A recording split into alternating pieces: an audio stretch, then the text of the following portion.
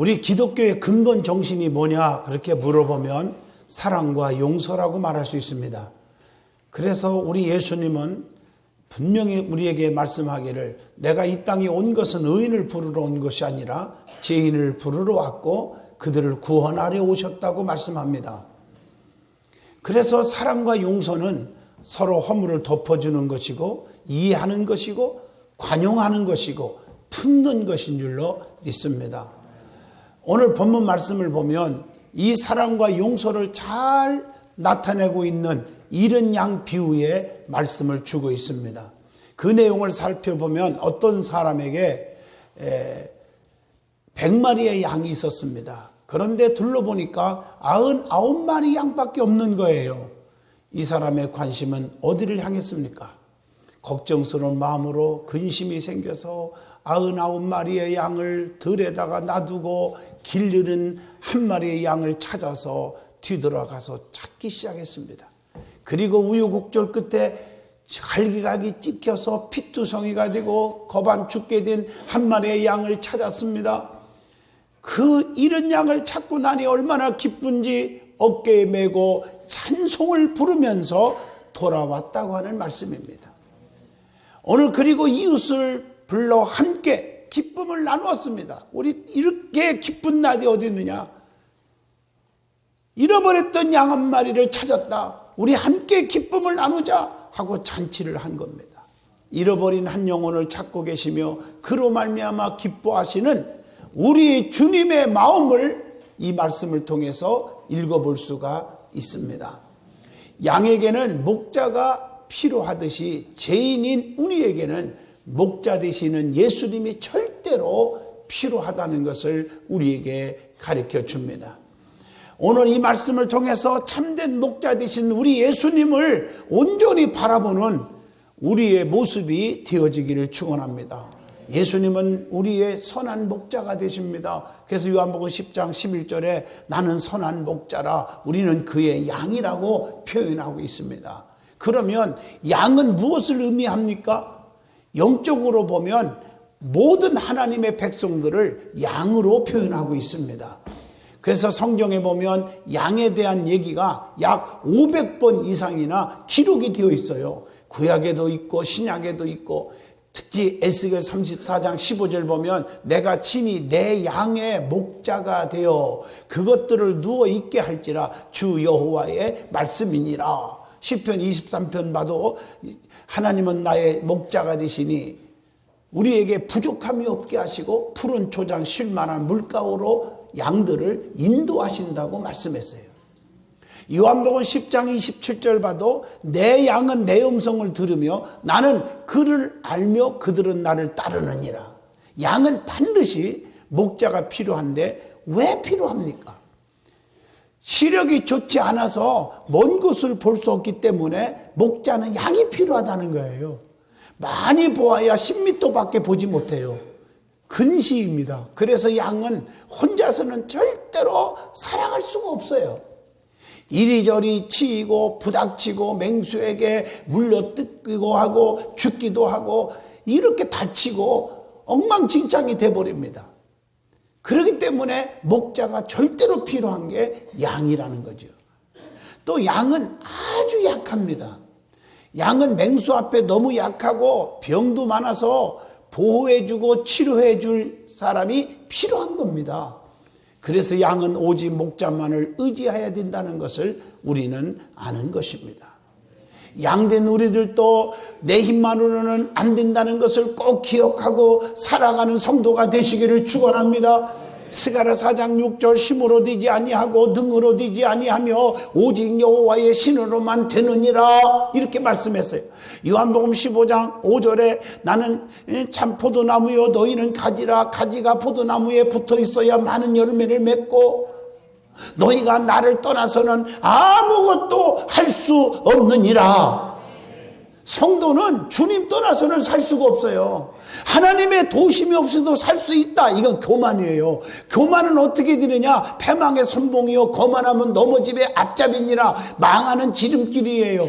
내 힘으로는 안 됩니다. 운명은 제천이라고 안 믿는 사람들도 많아요. 살고 죽고 행복하고 불행하고 이 성공하고 실패하고 이 모든 것들이 하나님의 손에 있음을 깨닫고 그분 앞에 무릎 꿇고 기도하고 예배하고 그분을 바라보고 살아가는 것이 겸손의 은혜인 줄로 믿습니다.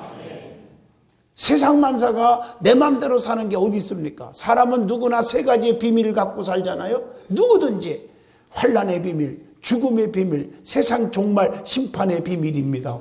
천년만년 살 것 같지만 그렇지 않습니다. 5분 앞길도 장담할 수 있는 사람 아무도 없어요. 전 세계에 보세요. 테러로 공포에 떨고 있잖아요. 어디서 테러가 나가지고 우리가 죽을지 아무도 몰라요. 여기저기서 지진이 일어나지요. 기근이 있지요. 태풍이 불어오지요. 또 쓰나미가 불어오지요. 이건 정신없어요. 우리가 사는 세상은 살얼음판이라고 말합니다. 내 마음대로 사는 건 아무것도 없어요. 하나님이 지켜주고 하나님이 보호하시고 하나님이 인도해 주셔야 되는 거예요. 그래서 내게 능력 주시는 자 안에서 내가 모든 것을 할 수 있다. 할 수 있거든이 무슨 말이냐? 믿는 자들에게는 능치 못함이 없느니라. 사람으로는 할 수 없으나 하나님은 모든 것을 다 할 수 있느니라 하신 말씀을 가슴속에 새겨야 됩니다. 그 다음에 양은 순종형의 신자를 가리키기도 합니다. 그래서 양은 무조건 순종하는 것을 의미하지요. 그래서 히브리서 13장 17절에 너희를 인도하는 자들에게 순종하고 복종하라. 근심으로 하게 하지 말으라. 즐거움으로 일하게 하라.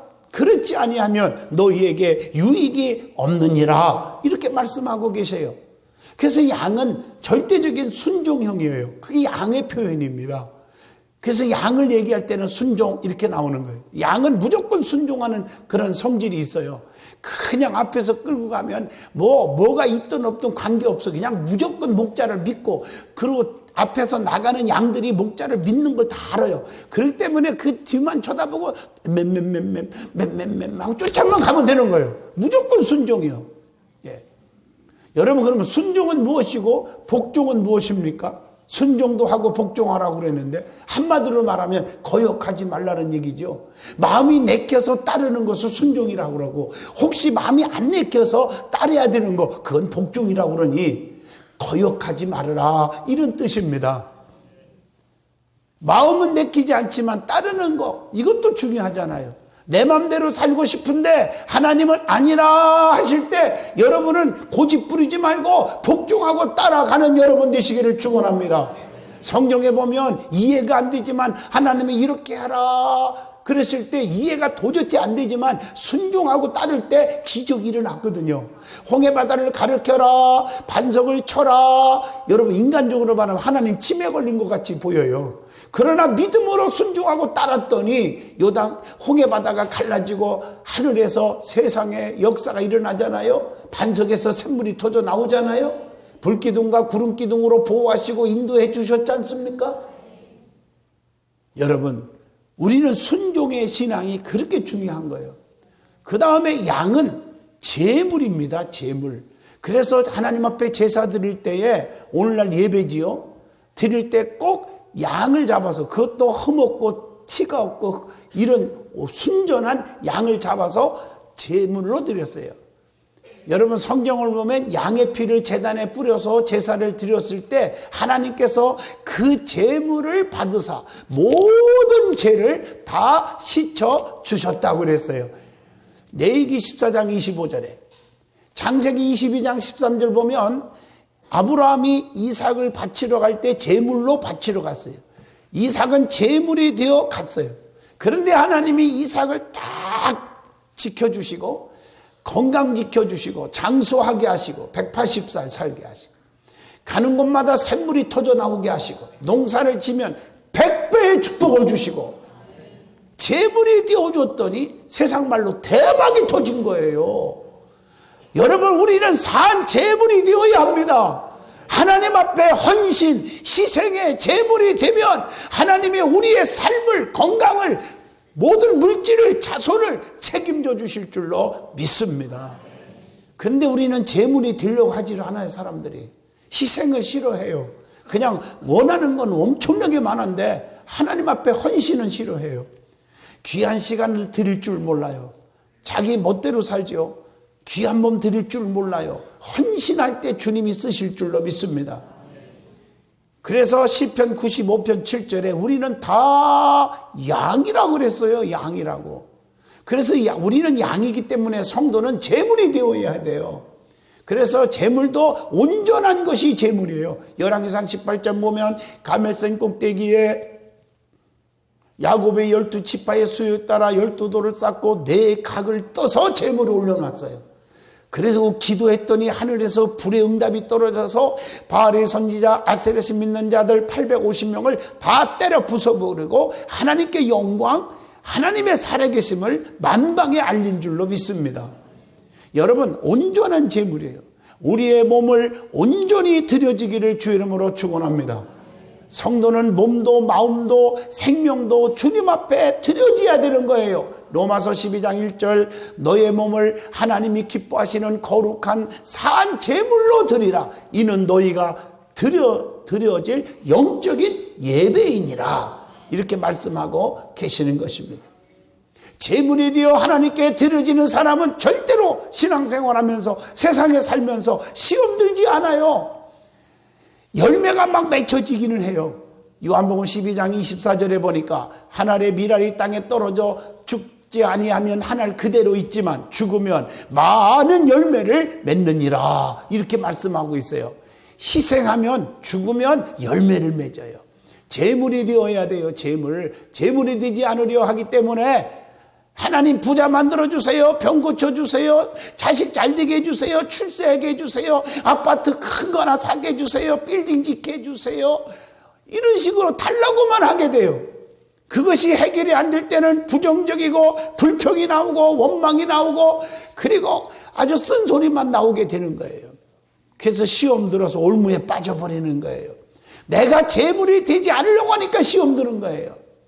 교회 안에서도 서로 양보하고 이해하고 섬겨주고 상대방이 기분 나쁘게 해도 다 수용하고 제물이 되는 사람들은 다 수용해줘요.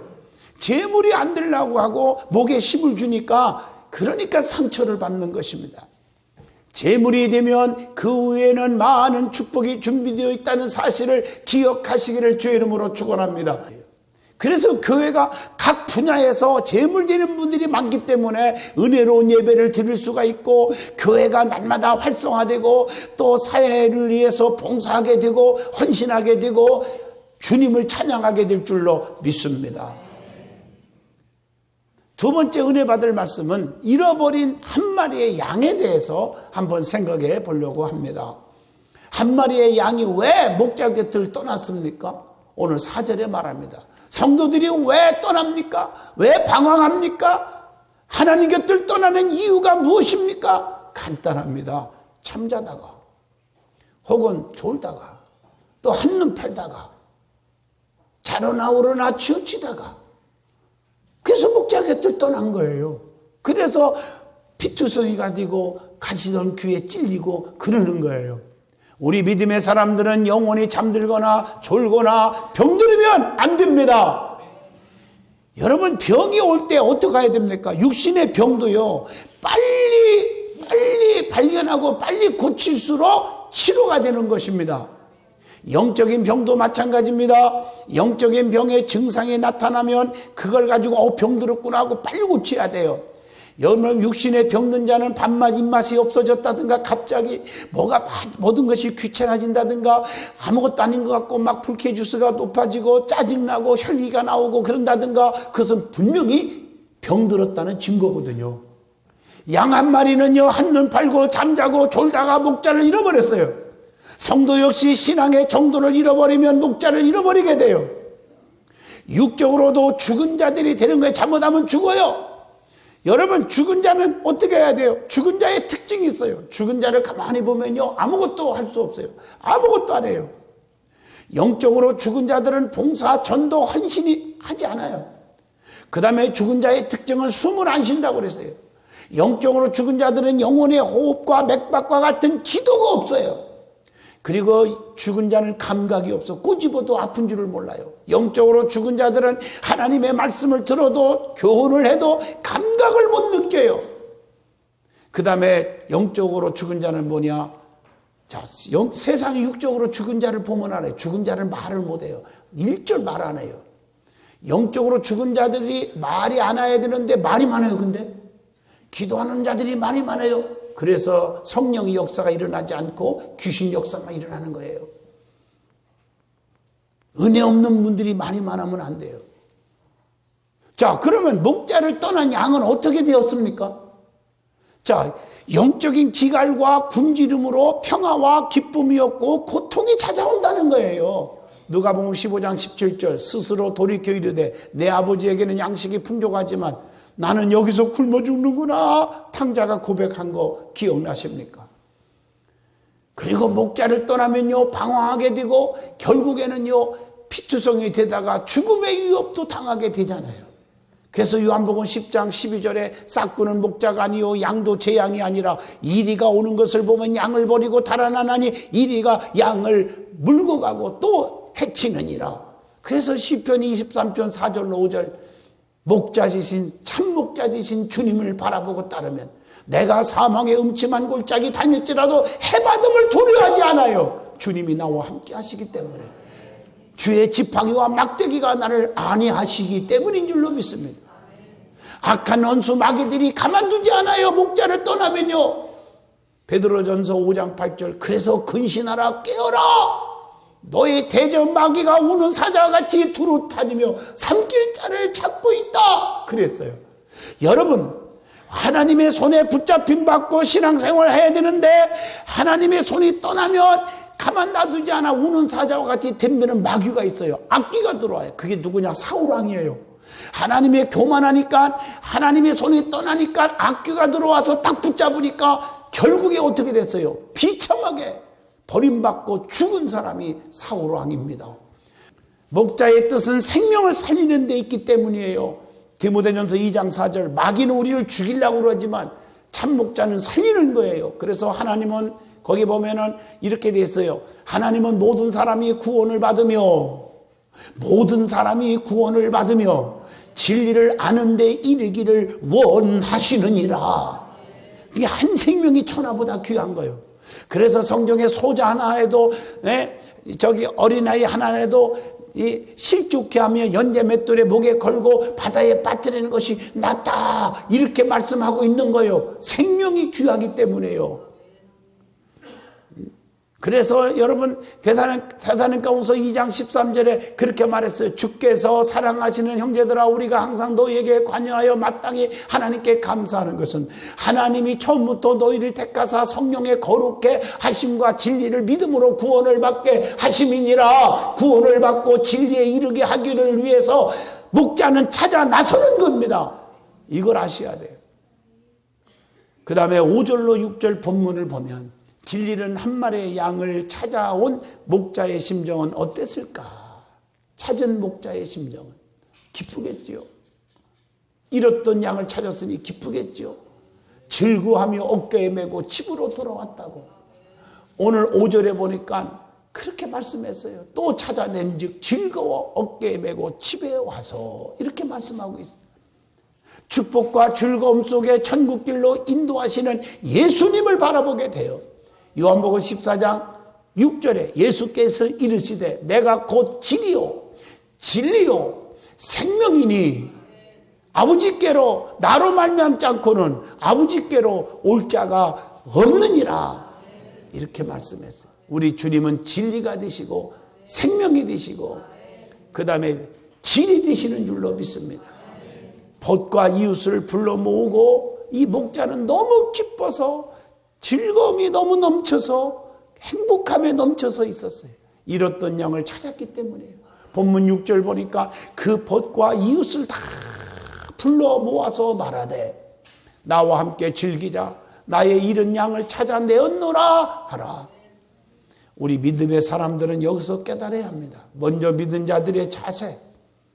오늘 여러분들이 방황하다가 나온 자들, 믿지 않다가 나온 자들, 나보다 우리 교회에 등록한 지 얼마 안 된 자들을 품고 섬겨줘야 돼요. 먼저 믿었다고 목에 힘주거나 터줏대감 노릇한다든가 그러면 교회는 문 닫아야 돼요. 섬기는 교회가 돼야 돼요. 믿음 없는 사람들을 섬겨야 돼요. 초신자들을 섬겨야 돼요. 다시 잃은 양 한 마리처럼 찾아서 돌아오는 자들을 우리는 반갑게 여겨줘야 돼요. 그래야 하나님의 사랑을 실천하게 되는 줄로 믿습니다. 먼저 믿은 자들의 자세가 그렇게 중요한 거예요. 세 번째로 목자와 함께 있는 양은 어떻게 되었을까요? 목자가 품에 안았어요. 함께 있어. 이제는 근심 걱정이 없잖아요. 맹수한테 물려 죽을까 불안에 떨지 않아도 되잖아요. 걱정과 두려움이 없어집니다. 이사야 41장 10절에 두려워하지 말라. 내가 너와 함께함이라. 놀라지 말라. 나는 네 하나님이 됨이니라. 내가 너를 굳세게 하리라. 참으로 너를 도와주리라. 참으로 나의 의로운 오른손으로 너를 붙잡아 주리라. 오늘 이 말씀 기억하세요. 목자가 항상 지켜주기 때문에 두려움이 없어요. 그래서 시편 23편 4절로 5절에 내가 사망의 음침한 골짜기 다닐지라도 해받음을 두려워하지 않을 것은 주께서 나와 함께 하심이니라 말씀하고 계십니다. 그리고 더 이상 굶주리거나 목마를 필요가 없어요. 이제 목자 안에 안겼기 때문에 방황할 필요가 없어요.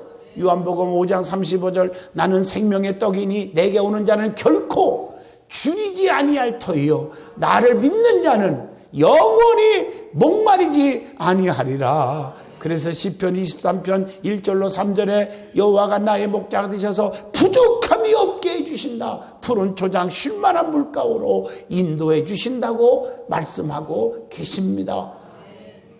그 다음에 교회에서 목자 즉 주의 종과 양의 성도의 관계 속에서 성도는 주의 종의 영적 양식을 공급을 받는다는 것을 교훈해 줍니다.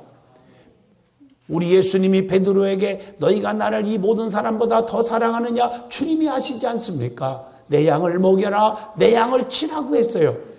우리 든든한 교회 성도들은 주님의 양입니다. 그런데 담임 목사에게 여러분들 그 주님의 양을 위탁받아서 담임 목사가 목회를 하는 거예요. 저는 이렇게 생각해 봅니다. 우리 교회뿐 아니라 제가 다니는 부흥회 다니는 그 교회마다 모든 성도들이 다 주님의 양입니다. 이걸 아셔야 돼요. 담임 목사님들에게는 그 양무리들을 위탁한 거예요. 엄밀히 주님의 양입니다. 누구든지 상처받아서는 안 돼요. 우리 교인이나 다른 교인이나 다 마찬가지예요. 상처 줘서도 안 되고요. 그런데 정양희 목사에게 부흥회를 나가요. 그러면 나에게 맡겨주신 우리 든든한 교인들은 어떻게 해요? 부흥회 가는 교회 성도들도 주님의 양이니까 상처를 싸매고 복음으로 성령으로 거듭나게 하시고 또 예수를 영접하게 하시고 병든 자가 막 치료받고 암으로 죽어간 자가 막 고침받고 이런 일이 일어나는데 주님께서 급하니까 그쪽에 가서 내 양인데 네가 한번 치료 한번 해라 하고 저한테 파송시킨 거예요. 주님의 이름으로. 그러면 나에게 맡겨진 우리 교회는 내가 그동안 꼭 붙잡고 있을게. 이게 기도하는데 얻어지는 거야. 진짜 기도하는데.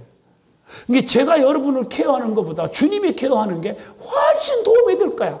그러니까 우리 교회는 제가 부흥회를 나가도 성도들이 얼굴빛이 그냥 더 환해지는 것 같아요. 막 잘 되는 일만 일어나고. 그게 바로 이 원리입니다. 할렐루야. 교회에서 목자, 주의 종과 양의 성도의 관계 속에서 정말 성도는 주의 종의 영적 양식을 공급받는 거지요. 주의 종의 근심으로 그래서 일하게 하지 말고 근심거리 주지 말고 기쁨으로 일하게 하여야 유익이 있다고 히브리서 13장 17절에 가르쳐 주고 있는 것입니다. 그래서 주의 종은요 신명기 21장 5절을 기억해야 돼요. 하나님이 택한 자고요. 그리고 세 가지 특권을 주셨거든요. 제사장은 내가 택했고 나를 섬기게 하시며 축복하게 하시며 판결케 할지니라. 목회권, 축복권, 판결권이 있지 않습니까? 그래서 하나님이 주신 목회권을 가지고 여러분들에게 목회 전문가로서 성도들을 잘 양육하는 줄로 믿습니다. 그 목회권 가지고 흔들으면 안 되죠. 그 다음에 축복권이 있어요.